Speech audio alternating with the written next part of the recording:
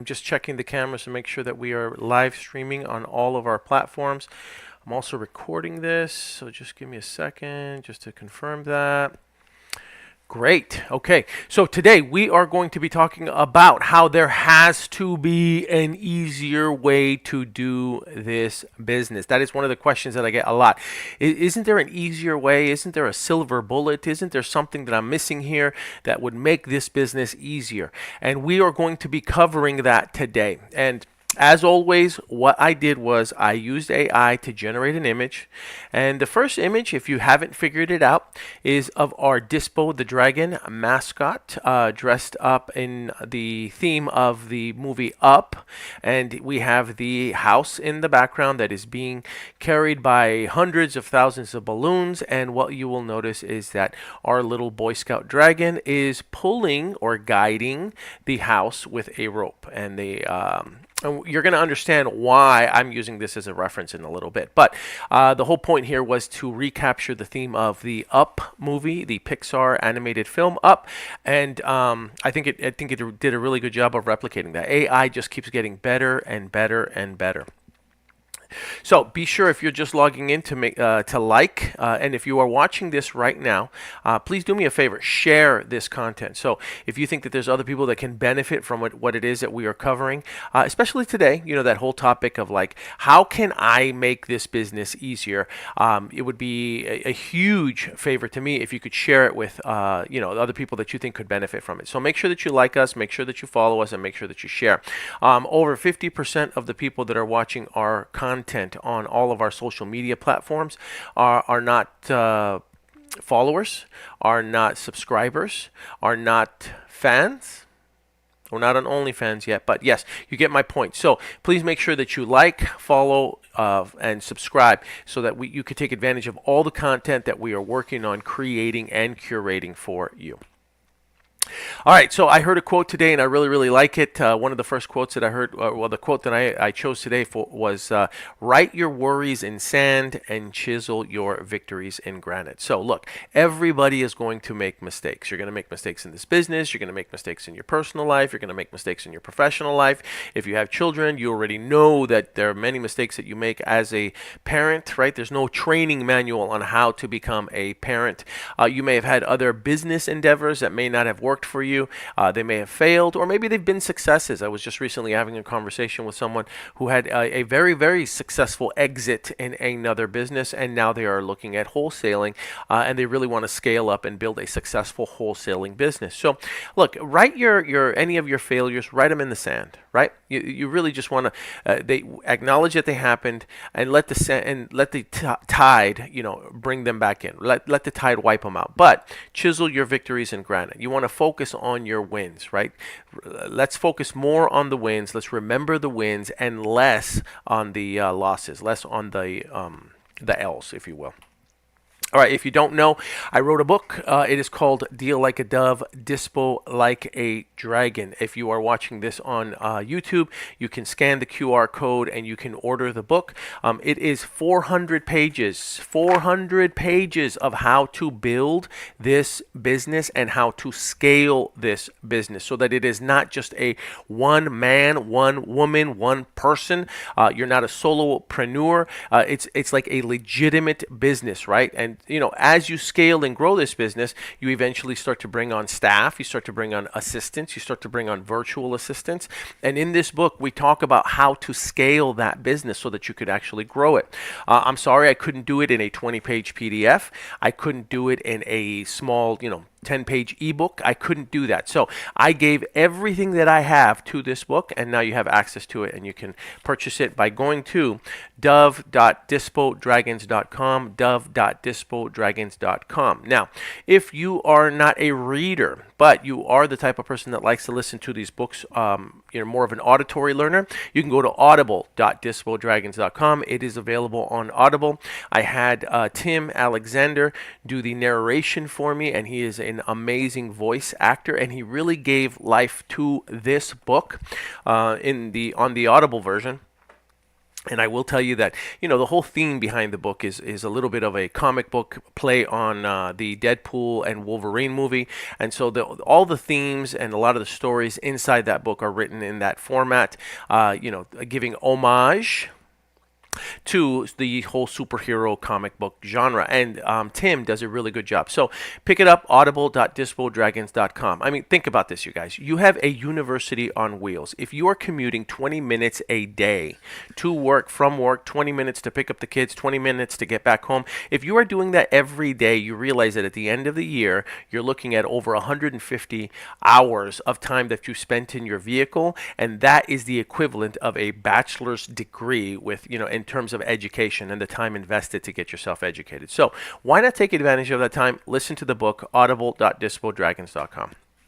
This is a picture of Jay-Z, and he is hugging Warren Buffett. Now, Jay-Z has always been successful. I mean, not always, but he, as we all know, he is wildly successful in his own right, in his own business, in his own endeavors. He's suffered a few losses. Tidal. Does anybody still listen to Tidal? And that's true. Anyway, so he went to Warren Buffett and he said, hey, Warren, listen, I not only want to become a billionaire, I want to become a multi-billionaire. And not only do I want to become a multi-billionaire, but I want to teach other people how to become billionaires themselves. So he went to Warren and Uncle Warren mentored him. This is a very famous photo of them in a diner enjoying lunch and a shake. Uncle Warren loves his milkshakes, and he loves his Coca-Cola products as well. And why not? Berkshire Hathaway is one of Coca-Cola's largest investors. So this is a very famous photo of them at a diner. Steve Forbes was in this image, but for whatever reason, he was cropped out of this particular one. And as you already know, Jay-Z is now a billionaire, and not only is he a billionaire, but he has been able to replicate his success and help create additional billionaires, including Rihanna, LeBron. He talks about how they are all part of Rock Nation, right? They are all part of that house. And he attributes a lot of that success to having a mentor in Warren Buffett.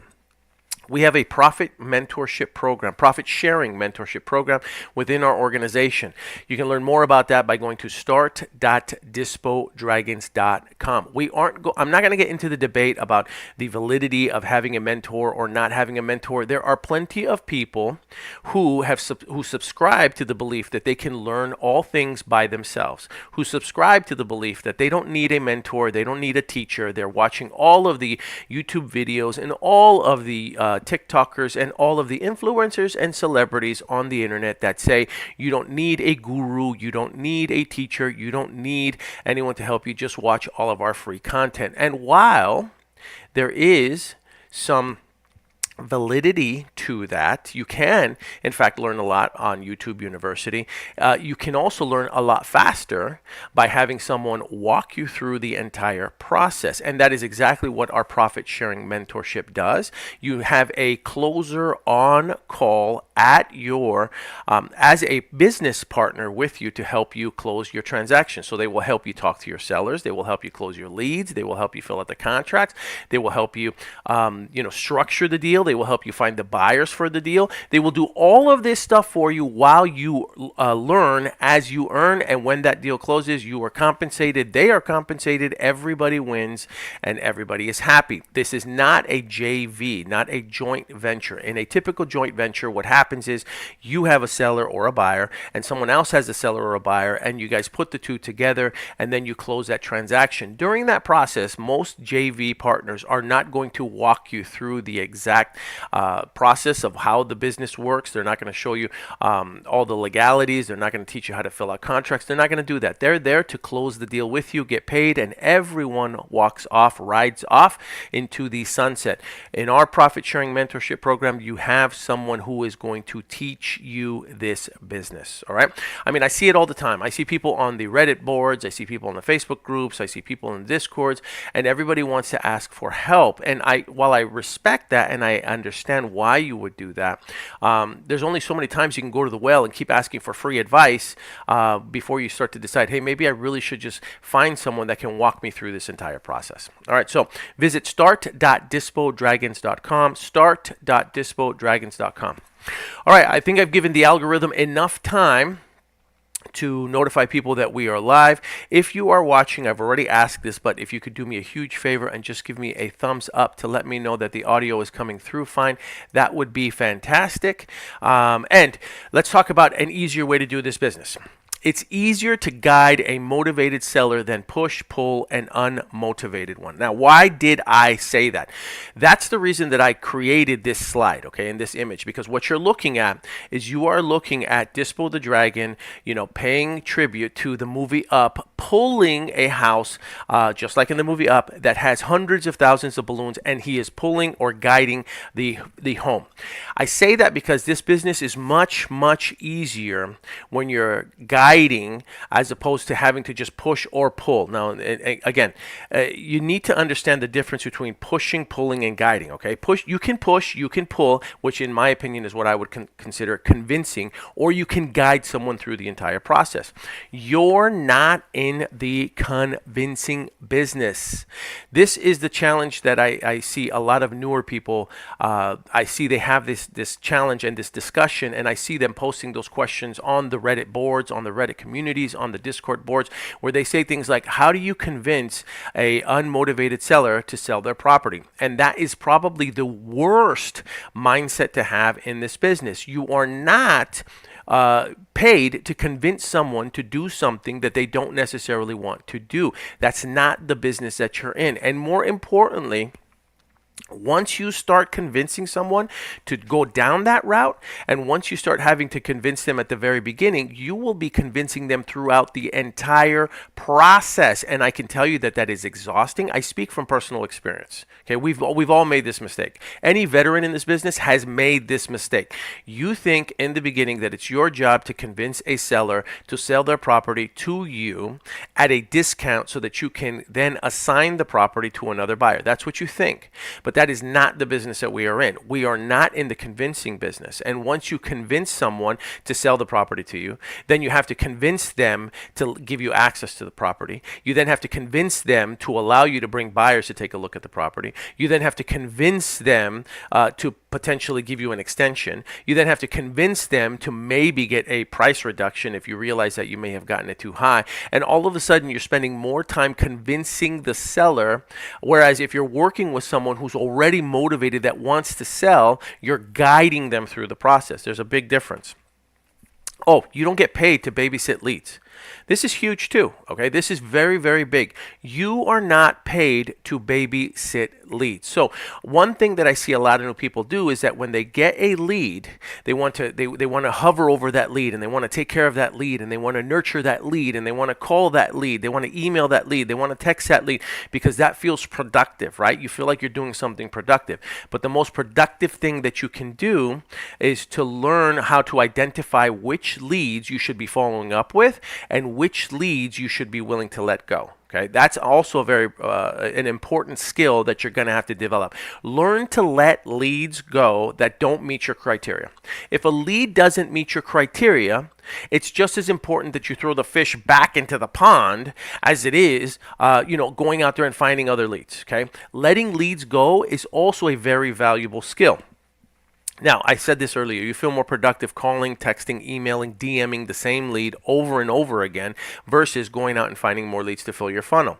The most productive thing you can do is lead generate and fill your funnel every day. So if you want this business to get easier, one of the most important skills that you're going to have to learn is how to lead generate. But most people don't want to do that. They'd rather focus on filling out the paperwork. They'd rather focus on, okay, so how do I get this assignment agreement done? They rather focus on, okay, so I should go comp this deal now. They want to focus on all of the other things that are fed by lead generation. So you knowing your contract back and forth is irrelevant if you don't have any leads. You knowing how to fill out the assignment agreement doesn't matter if you don't have any leads. You knowing the best exit strategy and comping that deal doesn't matter if you haven't spoken to the seller. Your job in the beginning primarily should be focused on lead generation and filling your funnel, which is another fancy way of saying just getting as many leads as possible. That's really what you should be focusing on. I let a lead go and it ended up closing with someone else. All right, so this is something that I hear too when I coach people and I'm talking to them about this process. They'll say something to me like, Paul, you told me to throw that fish back in the pond. You told me, Paul, that I was spending too much time on that lead. You told me to stop calling that lead, Paul. I was calling that lead 2 or 3 times a day. You told me to stop reaching out to that lead, Paul, after 6 months of me trying to convince them to sell their property to me at a discounted price. You told me to stop, and then guess what, Paul? 9 months later, they ended up selling to another investor. All right, now let's analyze that situation because I've had people that have told me this. Number one, if you are spending all your time calling this lead every day, 2 or 3 times a day, or let's just say you're calling them during the week, 2 or 3 times during the week, and then it took them 9 months for them to sell their property, right? I appreciate that there needs to be a certain degree of follow-up, but I would expect that you would also appreciate that instead of just worrying about that one particular lead, which I've seen some people do, they'll spend all their time following up on one lead, and then they finally get a deal closed 9 months later, as opposed to the person who is consistently filling their funnel with leads, and then instead of just closing that one deal in 9 months, they've ended up closing between 6 to 8 deals in that 9-month period because they were filling their funnel. So while I know that we all need to spend time following up with our leads, it's also important to recognize that at some point there is something called a law of diminishing returns. And if you are spending all your time on that one lead, following up with them over and over and over again, as opposed to investing your time in searching for additional leads, additional opportunities, what will happen is you will lose more opportunities by not going out there and looking for more, by just babysitting that one lead that you've got. All right, so that's my response to that. You get paid to identify and assist motivated sellers that don't need convincing. That is the business that you are in. When you start to feel like you are having to convince a seller to sell you their property, several things are happening. You are losing control of the conversation. You are losing control of your ability to negotiate, and you start to come off desperate. So what you want to do is you want to identify sellers that are already motivated, right? This business is easy. It's easy when you get good at identifying motivated sellers. Okay, Paul, so what is a motivated seller? You keep saying that, you keep telling me that, but what is a motivated seller? Well, a motivated seller, okay, and let's talk about how to identify them. To identify a motivated seller, you have to get better at asking questions. So I can tell when someone is brand new and they get on the phone and they're talking to a seller, because when they are on the phone and they are talking to a seller, they want to sell the seller on why the seller should sell the property to them. Well, Mr. and Mrs. Seller, I can get you an all-cash offer. I can buy it as is. I can close in 15 days. And before you know it, you're selling yourself to the seller. Who is selling who? And who is selling what? The seller is selling the property to you. You are the buyer. You don't need to sell yourself to the seller. The seller needs to sell the property to you. But a lot of brand new people will get on the phone and they feel like they need to sell the seller on why the seller should sell them the property. And they fall into that convincing game. And really, the best of the best in this business have learned that it's not about how much we talk about what we're going to do, or what we talk about how good we are at buying properties, or at fixing properties, at flipping properties, how big of an investor we are. The best ones in this business are the ones who know how to ask the right questions. And so most of our time is not spent talking to the seller. If you ever have the opportunity to hear me on a phone call, you will see that I am not doing all this talking. I am asking questions. I see, Mr. and Mrs. Seller. So tell me, what price is it that you're looking for? Great. So you want $250,000. Fantastic. Now if, and I'm not saying that I can quite yet, but if I can get you that price, what kind of a time frame do you think you'd be looking for? Are we talking 30 days, 60 days, 90 days, 6 months? What would work better for you? Oh, you'd like 90 days. Fantastic. Now, what you just told me was that you're looking for $150,000. You'd like 90 days to relocate, and you'd be relocating where? Where were you going to move to next? All right, these are the 3 most important questions that you can ask a seller ever. The price that they want, the time frame that they want it in, and where they're relocating to next. Now, when you have a seller that doesn't have a price in mind, that is an immediate red flag, and you now know that you're probably not dealing with a motivated seller. When a seller says to you, just make me an offer, that is not a motivated seller. That is someone who is what I call a tire kicker. They're just going out there trying to see what kind of price they can get for their property, and if it's even feasible. And here's the deal. Sometimes these people that throw out these wild prices too, when they throw out a wild price and you're having a conversation with them, that is not your cue to get into a debate over why their asking price is outrageous. So for instance, if you get on the phone with someone and you talk to a seller and the seller says, well, I want $700,000 for my property, and you know based on comps or based on the area or based on the Zillow value that the property is only worth about $450,000, and they tell you that they want $700,000, that's not your cue to get into a debate with them about how they're overpriced. Okay, all you're going to say is, got it. So Mr. and Mrs. Seller, what you're telling me then is that you want $700,000 for your house. Is that right? Okay, great. Now and I'm not saying that I can, but if I could get you that $750,000 that you're looking for, what kind of a time frame would you be looking at? Are we talking 30 days, 60 days, 90 days, 6 months? What works for you? Now look what you've done. What you've done is you've diffused the price, okay? That we've got that out of the way. They gave you a price. Maybe it was outlandish. Maybe they were serious. Who knows? But you got that out of the way. And what you did was you acknowledged the price. And then what you said was, if I could get you that price, and I'm not saying that I can, but if I could, what kind of a time frame would you be looking for? And then you moved on to time frame. Okay, you have acknowledged the price, you've repeated the price to them, and now you're saying what kind of a time frame are you looking for? So what you're going to do next is you're going to give them options. 30 days, 60 days, 90 days, which would work better for you? You give them the options. Don't leave it open-ended, because when you say what kind of a time frame are you looking for and you just sit back and wait, what happens is they have to think. And when people have to think and people have to exert effort, what it does is it confuses them. People are natural, including myself, including you. Most of us are lazy. Our brain is lazy. It wants to keep us safe and comfy and on the couch. Our brain doesn't really want to work, all right? So you give them the options, 30 days, 60 days, 90 days, which would work for you. You give them the options, you let them select, okay? That basically makes it easier for them to pick the one that they want, all right? So now they say they want 60 days, then we figure out where they're going to move to next. Okay, let's repeat everything now, Mr. and Mrs. Seller. Let's go over what we just discussed. You want $750,000. And if everything were to work out fine, you'd like to be out of here in about 60 days. Now, just out of curiosity, where are you moving to next? And then we're going to find out where they're going.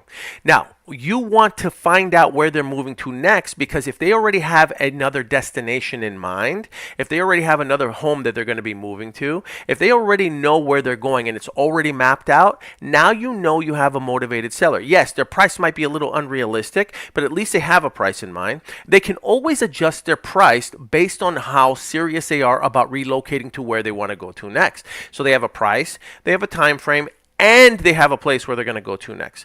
That's the trifecta. That's how you know you've got a motivated seller. And when you've got those three things, it's much easier to guide a motivated seller, right? As opposed to convincing, as opposed to pushing, as opposed to pulling.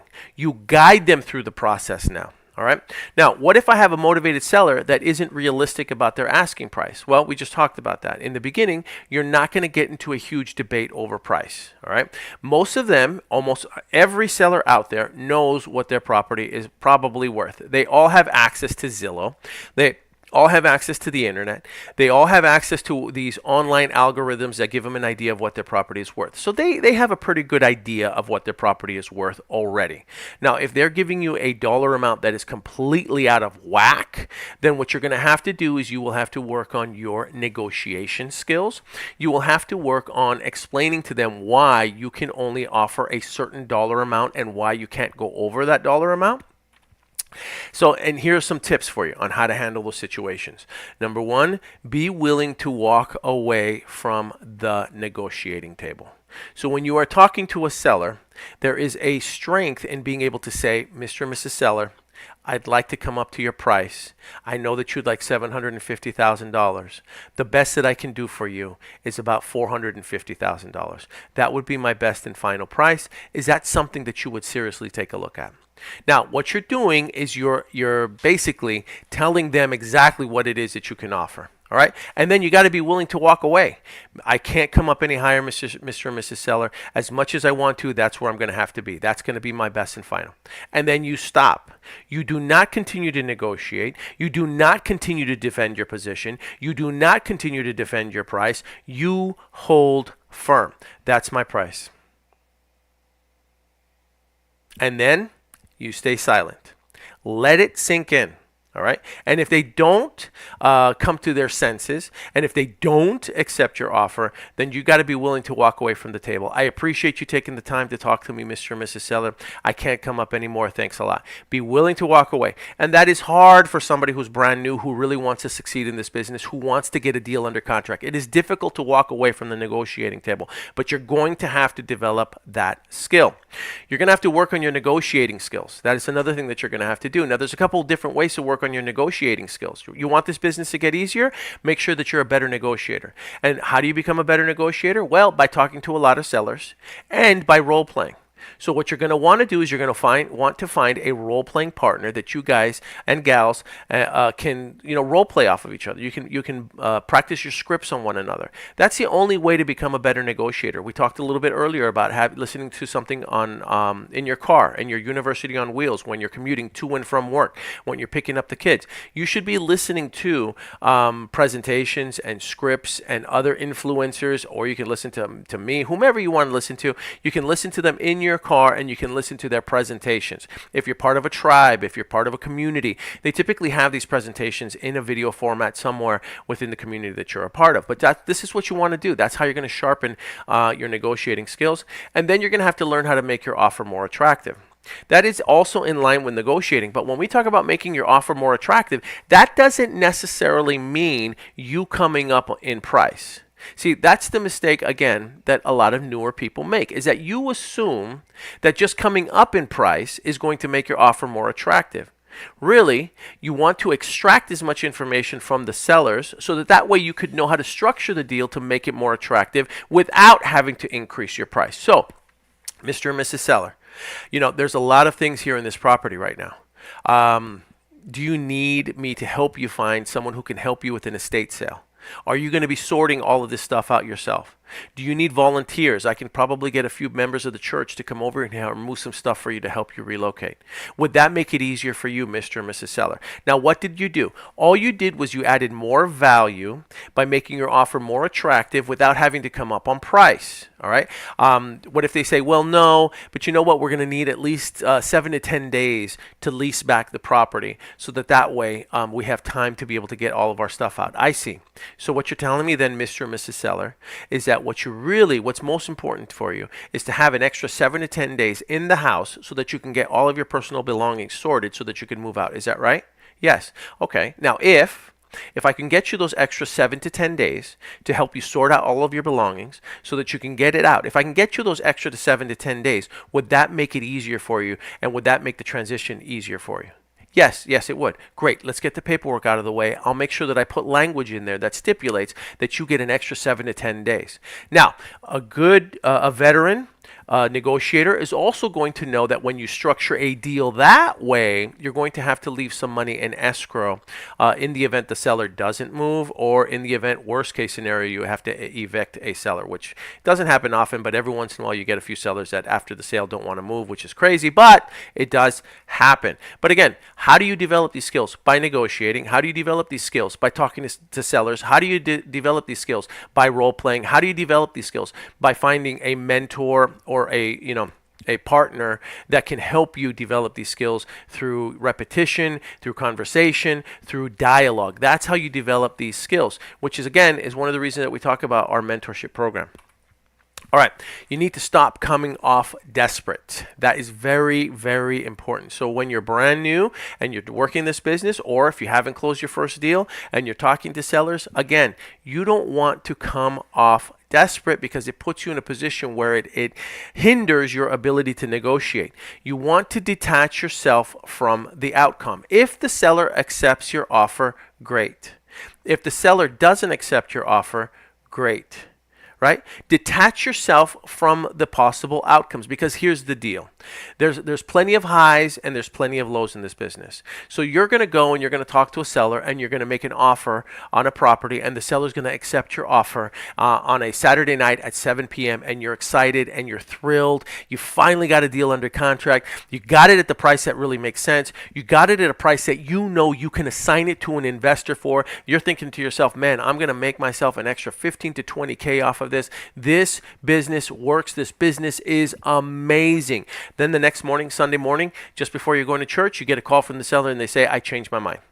I no longer want to sell the property.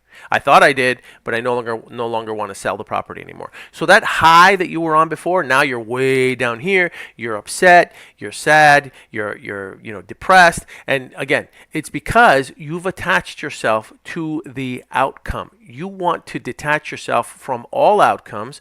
Don't let the highs get you too high. Don't let the lows get you too low. You just learn how to stay even keel and stay consistent in your efforts. So while you got this property under contract, the next day you should be out there again, lead generating, going out there and generating leads, filling your funnel, so that way you have additional deals in the pipeline in the event that something goes south on this deal. And by the way, sometimes it's not even the seller changing their mind. Sometimes there's title issues. Sometimes you find out.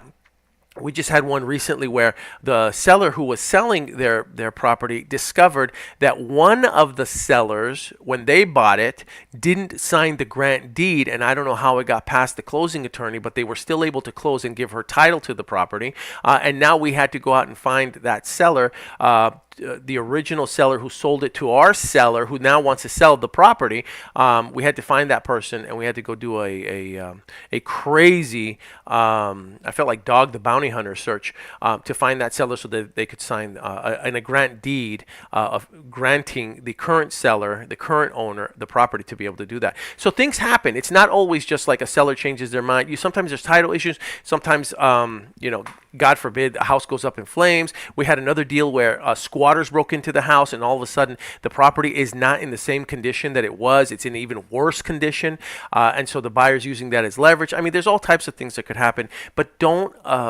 let the highs get you too high and the lows get you too low. Detach yourself from the outcome, and the best way to detach yourself from the outcome is by getting more leads.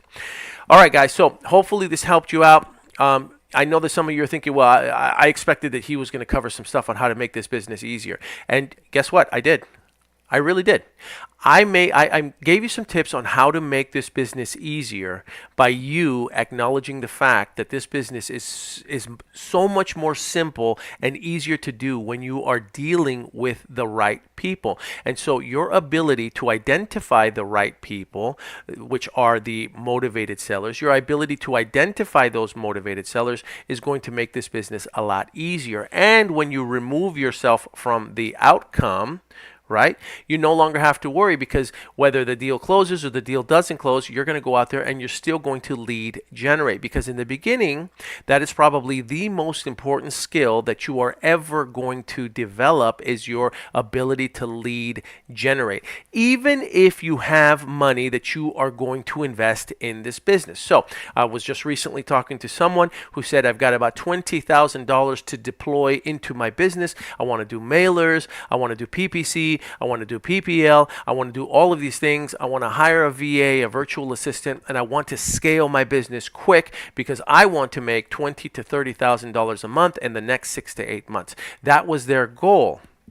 And I had to share with him that, like, look, in order to scale it that way, you can't just throw money at this business and expect it to have immediate success, for one thing. And then number two, what do you do when all the capital that you've deployed? What do you do when you invested it all and you don't have any more?